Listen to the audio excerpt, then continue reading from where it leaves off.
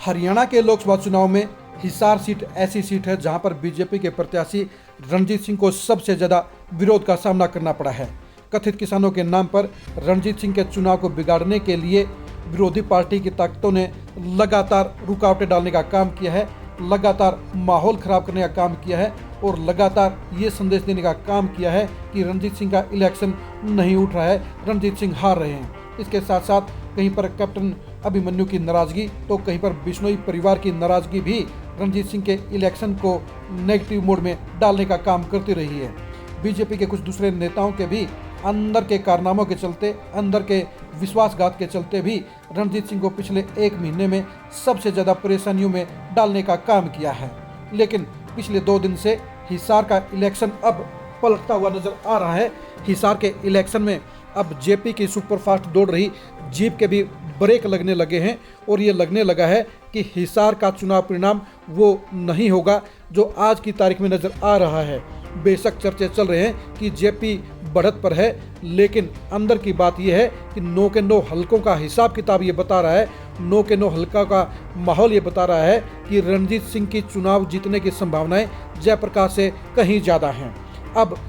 आदमपुर और नलवा में बिश्नोई परिवार के एक्टिव होने के बाद अब ये लगातार ये मैसेज आने लगा है कि इन दोनों हलकों में भी रणजीत सिंह लीड करेंगे। यानी आदमपुर में जहां 15 से 20 हज़ार की लीड आएगी, वहीं नलवा में भी आज की तारीख में चल रही कांटे की टक्कर के बाद में रणजीत सिंह ही 5 से 7 हज़ार की लीड लेने का काम करेंगे। यानी अभी तक जिन आदमपुर और नलवा को रणजीत सिंह के लिए नेगेटिव मान लिया गया था, उन दोनों हलकों में अब रणजीत सिंह की लीड मिलने के आसार पैदा हो गए हैं। आज से भव्य बिश्नोई ने भी 6 दिन के पूरे आदमपुर हलके के कार्यक्रम शुरू कर दिए हैं। इसके बाद में कुलदीप बिश्नोई भी नलवा हलके के बिश्नोई वोटों वाले गाँव में जाकर वोटों के लिए मुहिम चलाएंगे। यानी अब आदमपुर और नलवा के बाद अब पूरे हिसार पार्लियामेंट का चुनाव बदलता हुआ नजर आ रहा है। आज की तारीख में जयप्रकाश सिर्फ नारनौंद में, उकलाना में और उचाना में ही साफ तौर पर लीड लेते हुए नजर आ रहे हैं। जयप्रकाश के समर्थकों को लगता है कि तीनों ही हलकों में वो 1.5 लाख की लीड ले आएंगे, जिसके बलबूते पर वो 2014 की तरह है उसी तरह चुनाव जीत जाएंगे जिस तरह से उस समय दुष्यंत चौटाला कुलदीप बिश्नोई से चुनाव जीत गए थे। लेकिन आज की तारीख में 2014 वाला माहौल हिसार में बिल्कुल भी नहीं है, क्योंकि चुनावी दंगल में आईएनएलडी और जेजेपी भी हैं। आईएनएलडी और जेजेपी दोनों ही 50,000 से लेकर 70,000 वोट लेने का काम करेंगे और उनके वोटरों में लगभग 90% जाट वोटर होंगे और इतने जाट वोटरों का बाहर जाना जयप्रकाश की हार का सबसे बड़ा कारण बनेगा। इसके अलावा बीजेपी के पक्ष में 6 हलकों के वोटर भी साफ तौर पर ये इशारा कर रहे हैं कि वो साइलेंटली बीजेपी को डालने का काम करेंगे, क्योंकि मोदी के नाम पर लगभग 40 से 45% वोट अभी भी बीजेपी को मिल रहे हैं। हिसार का मिजाज बता रहा है कि हिसार में आने वाले समय में जिस तरह से बीजेपी की फायरिंग होगी, जिस तरह से बीजेपी के प्रत्याशी रणजीत सिंह के लिए बड़े बड़े नेता चुनाव प्रचार के लिए आएंगे, उससे यहाँ पर रणजीत सिंह का ग्राफ ऊपर उठता जाएगा और जेपी का चुनावी ग्राफ डाउन जाता जाएगा। चर्चा ये भी चल रही है कि हिसार में पीएम मोदी भी हार सकते हैं। यानी कांग्रेस का चुनाव आज की तारीख में जिस ऊंचाई पर है वो दिन पर दिन संघर्ष में जाएगा, वो डाउन जाने के हालात में जाएगा और बीजेपी का फंसा हुआ इलेक्शन अब आने वाले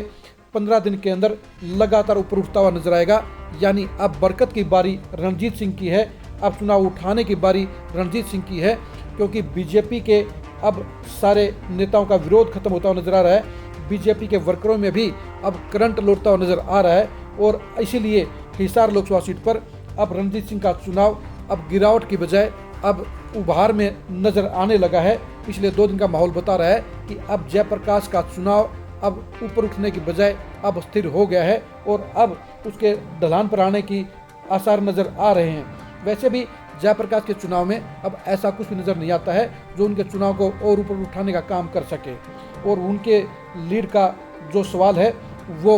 उकलाना, उचाना और नारनौंद के बाहर नजर नहीं आता है, जबकि बाकी के 6 विधानसभा हलकों यानी हिसार के ऊपर आदमपुर में, नलवा में, हांसी में, बरवाड़ा में और भवानी खेड़ा में रणजीत सिंह की लीड के साफ आसार नजर आ रहे हैं। बेशक आज की तारीख में बरवाड़ा में और हांसी में बराबर की टक्कर नजर आती है, लेकिन यहाँ का माहौल और वोटों का समीकरण भी बता रहा है कि यहाँ पर भी रणजीत सिंह को लीड मिलेगी। यही वजह है कि रणजीत सिंह का चुनावी ग्राफ अब ऊपर उठता हुआ नजर आ रहा है और जयप्रकाश के लिए अब चुनाव की जीतने की संभावनाएं भी मंद पड़ने लग जाएंगी, क्योंकि जयप्रकाश का इलेक्शन पूरे तौर पर नेगेटिविटी के बेस पर है और उस नेगेटिविटी के बीच में चाहे वो किरण चौधरी हो, चाहे वो वीरेंद्र सिंह हो, चाहे वो कुमारी शैलजा हो, तीनों ही अभी तक जयप्रकाश के इलेक्शन नजर नहीं आए हैं और इन तीनों ही बड़े नेताओं की नाराजगी भी जयप्रकाश के चुनाव में सुराख करने का काम कर गई है। जयप्रकाश सिर्फ पूर्व सीएम भूपेंद्र हुड्डा के बलबूते पर ही चुनाव जीतने की उम्मीद कर रहे हैं, लेकिन जब तक इन नेताओं का उन्हें समर्थन नहीं मिलेगा तब तक जयप्रकाश को 3 हलकों में मजबूती नहीं मिलेगी। उचाना, नारनौंद और उकलाना में भी जयप्रकाश को महज 1 लाख से 1,20,000 के बीच में ही लीड मिल पाएगी,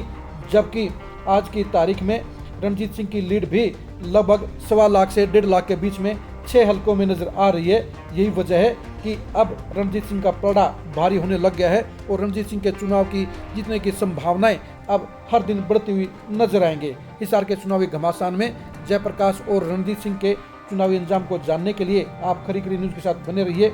हिसार सीट पर जेजेपी और एनएलडी में से किसका प्रभुत्व ज़्यादा रहेगा, किसके वोट ज़्यादा आएंगे, उसको जानने के लिए भी आप खरी खरी न्यूज़ के साथ बने रहिए। हिसार सीट पर दुष्यंत चौटाला के रसूख के अंजाम को जानने के लिए भी आप खरी खरी न्यूज़ के साथ बने रहिए। आप हमारे फेसबुक पेज को फॉलो कीजिए, आप हमारे यूट्यूब चैनल को सब्सक्राइब कीजिए। नमस्कार।